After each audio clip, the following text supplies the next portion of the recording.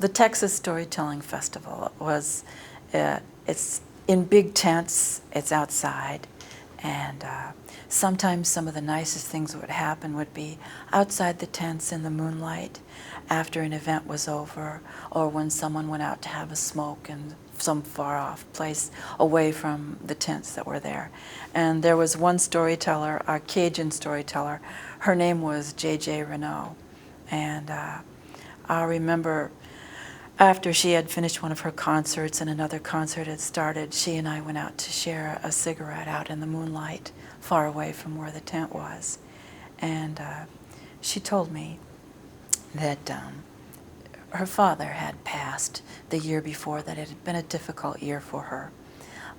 But the thing that was most bizarre for her was her mother's reaction to it all.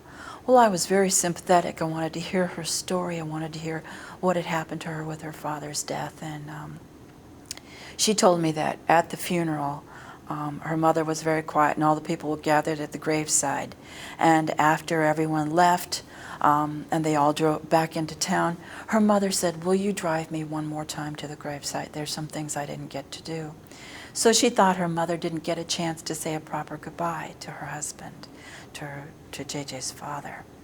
And so she drove her back up there to the gravesite. And when they got there to where the mound of earth was and he was buried and everything, she turned her back so that her mother could have a quiet moment alone with her thoughts and her husband in the ground there. And that was when she heard this rustling and crinkling and rustling.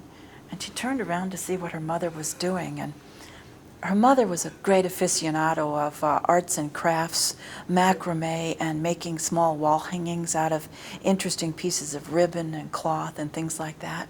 And as she turned back, she saw that her mother was stripping every wreath and every graveside memorial of all of its ribbons, wires, and various little accessories. And she looked up at her daughter, JJ, and she said, "This stuff costs a fortune in the shop."